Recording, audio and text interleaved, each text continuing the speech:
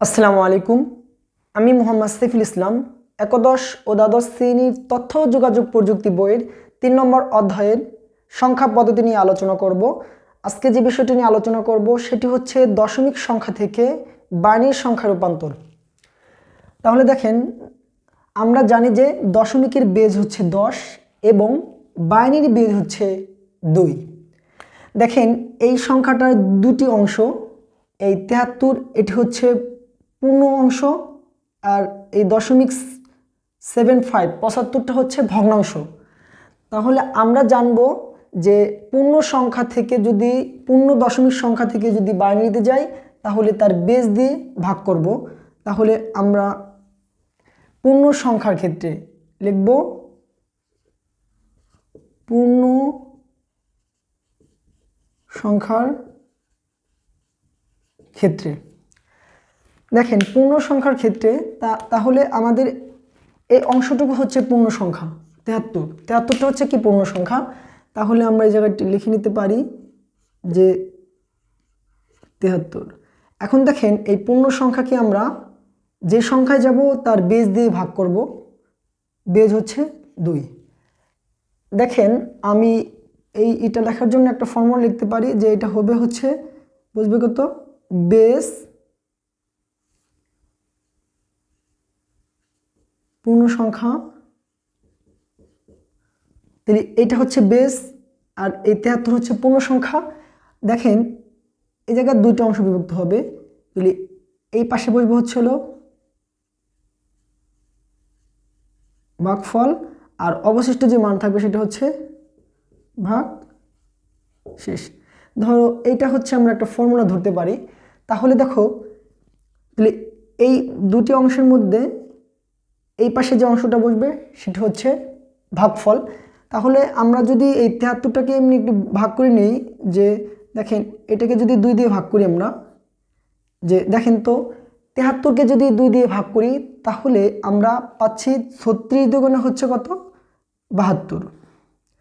36 দুগুণে 72। তাহলে 73 থেকে 72 চলে গেলে ভাগশেষ পাচ্ছি কত, 1। তাহলে আমরা এই সূত্র অনুযায়ী বসাতে পারি যে ভাগফল বসবে হচ্ছে ভাগশেষ, অবশিষ্ট যে মানটা সেটা বসবে এই পাশে। পর্যায়ক্রমে আমরা আবার এই 36কে ভাগ করব। তাহলে আমরা জানি যে 36কে যদি আমরা 2 দিয়ে ভাগ করি তাহলে আমাদের ভাগফল পাবো হচ্ছে আমরা 18 এবং ভাগশেষ থাকবে কত, 0।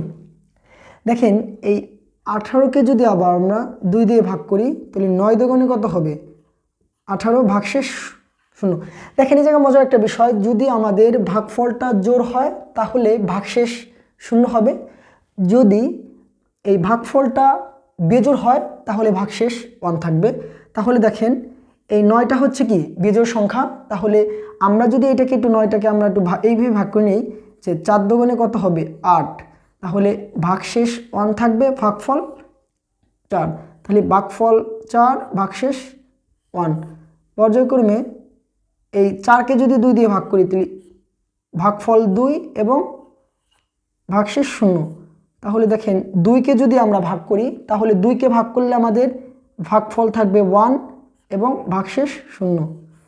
দেখেন, এই 1কে যদি আমরা ভাগ করি তাহলে এই জিনিসটা হচ্ছে, দেখেন কিভাবে হয় 1। দেখেন তো, এই 2 1-এর মধ্যে একবার যায় না, কততে যায়, 0-তে যায়। তাহলে এই 0 দিয়ে এই 2-এর সাথে গুণ করলে কত হবে, 0। তাহলে বিয়োগ করলে ভাগশেষ 1, ভাগফল 0, ভাগশেষ 1। আপনারা যদি এইভাবে মনে রাখেন তাহলে এইভাবে লিখতে পারবেন। যদি এই পাশের বেসটা যদি এই সংখ্যার চেয়ে তাই বড় হয়, যদি এই ভাগফলটা মানে ভাজ্যটা যদি ছোট হয় এবং এটা যদি বড় হয় বেসটা, তাহলে এই জায়গা 0 বসায় দিবেন, আর এই জায়গা যে 1টা থাকবে সেটা এই পাশে বসবে। এখন দেখেন, যদি আমরা হচ্ছে এখন এই পাশে আমরা এটা লিখতে পারি যে এটা হচ্ছে কি এমএস বিট আর এটা হচ্ছে কি এলএস বিট। তাহলে পূর্ণ সংখ্যার ক্ষেত্রে মানটা হচ্ছে নিচ থেকে যাবে। তাহলে আমরা এই মানটা লিখব, নিচ থেকে যদি লিখি অতএব এটা লিখবো 1001001। আমি এই অ্যান্সারটা একসাথে উপস্থাপন করব, তাহলে আমাদের এটা পূর্ণ সংখ্যার কাজ শেষ। তাহলে দেখেন আমরা কিন্তু এই যে সংখ্যাটা লিখলাম, যে মানটা লিখলাম, এইটা এই ভাগ না করেও সহজভাবে বের করতে পারতাম। তাহলে এটা বের করার জন্য হচ্ছে দেখেন আমরা সূত্র জানি যে 1 2 4 8 16 32 64। এই হিসাবটা হচ্ছে একটা মেমোরি। আমরা দেখেন আমরা কখনো কিন্তু 3 জিবি মেমোরি পাবো না।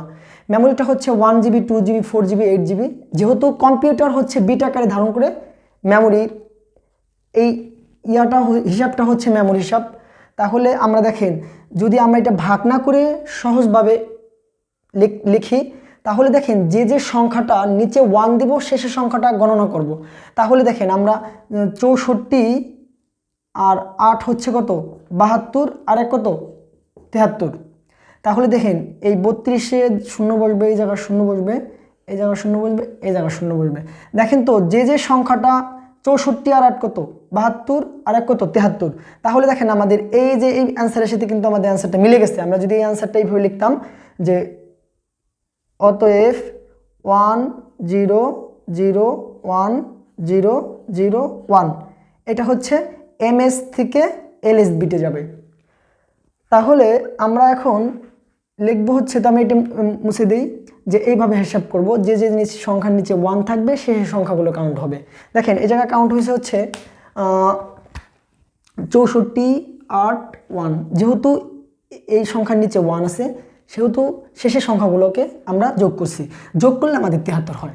তাহলে আমরা এখন যে অংশটুকু করব, এই যে ভগ্নাংশ অংশটুকু, তাহলে আমরা লিখতে পারি যে 75। এই অংশটাকে আমরা কি করব, যদি আমরা এটাকে বাইনারিতে আর কি মানটা বের করব, তাহলে এটা লিখতে পারি হচ্ছে গুণ পূর্ণ সংখ্যা, আর হচ্ছে ভগ্নাংশ। দেখেন এই জায়গায় মজার একটা বিষয় হচ্ছে, যদি আমার দশমিক সংখ্যাটা যদি ভগ্নাংশ হয়, তাহলে তার বেস হবে ভাগ। তার বেস কি করব, আমরা ভাগ করব। পূর্ণ সংখ্যা হলে আমরা ভাগ করব, আর যদি এই সংখ্যাটি যদি কি হয় ভগ্নাংশ হয়, তাহলে তার বেস গুণ করব। তাহলে আমরা দেখেন এটা করতে পারি যে 75 গুণ 2। তাহলে দেখেন এটা যদি আমরা গুণ করি, তাহলে 5 দুগুণে 10-এর কত বসবে 0 বসবে, 7 দুগুণে 14 আর 1 কত 15-এর কত বসবে 5, হাতে থাকে 1, পূর্ণ সংখ্যার উপর বসবে। এখন এই ভগ্নাংশের মানটা যতক্ষণ পর্যন্ত 0 না আসবে, আমরা 4টা স্টেপ পর্যন্ত করব।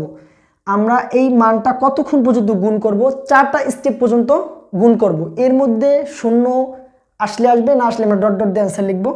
তাহলে 50 গুণ কত 2, তাহলে 2 0 0, 5 দুগুণে 10-এর 0, তো 5 দুগুণে 10-এর 0, হাতে থাকে 1। দেখেন এইটা দুইভাবে করা যায়, উপর নিচে করা যায়, কিন্তু এইভাবে সাজিয়ে লিখলে উত্তর লেখার সুবিধা হয়।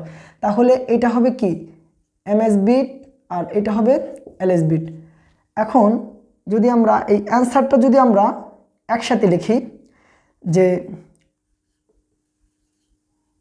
73 গুণ 75 যদি এটা লিখি, তাহলে দেখেন এই অ্যান্সারটা লেখার জন্য আমাদের দেখেন আগে 73, তাহলে 73-এ যে মানটা পাইছিলাম সেই মানটা বসাবো এই নিচ থেকে MS বিট থেকে। তাহলে কত হবে জায়গা 1 1 সরি 0 0 1 0 0 1।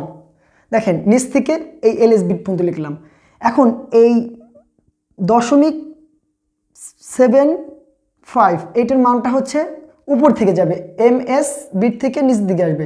তাহলে এই দশমিকের দশমিক 1 তাহলে আমরা দশমিক সংখ্যা থেকে বাইনারি সংখ্যা রূপান্তর করলাম। যেহেতু একটা হচ্ছে পূর্ণ আর একটা হচ্ছে ভগ্নাংশ, পূর্ণ সংখ্যা হলে ভাগ, ভগ্নাংশ হলে গুণ। এখন দেখেন আমি আর একটা বিষয় একটু করে দিচ্ছি, যে এই জায়গার MS এবং LS এর যে পূর্ণরূপটা, এটার পূর্ণরূপটা লিখে দিচ্ছি, যে MS হচ্ছে মোস্ট সিগনিফিক্যান্ট ক্যান্ট বিট। দেখেন এই জায়গায় যদি ডি থাকতো তাহলে কি হইতো, ডিজিট হইতো, ডিজিট হইতো। তাহলে কি হবে, এল এস বিট, এটা হচ্ছে LEAST লেস্ট সিগনিফিক্যান্ট বিট বা ডিজিট। দেখেন আমি আপনাদের দুইটি অঙ্ক করতে দিব, এটা হচ্ছে একটা অঙ্ক করতে দেবো, এটা আপনারা হচ্ছে অ্যান্সারটি লিখে কমেন্টে জানিয়ে দিবেন, অ্যান্সারটা কমেন্টে জানিয়ে দিবেন। এটা দেবো হচ্ছে 73.125 দশমিক সংখ্যা থেকে বার্নির সংখ্যা। আপনারা এই অঙ্কটি করে কমেন্টের মাধ্যমে জানিয়ে দিবেন। আমার ভিডিওটি যদি ভালো লেগে থাকে তাহলে আমার চ্যানেলটিকে সাবস্ক্রাইব করে আমার সাথে থাকেন। আজকের মতো এখানে শেষ করছি। আসসালামু আলাইকুম।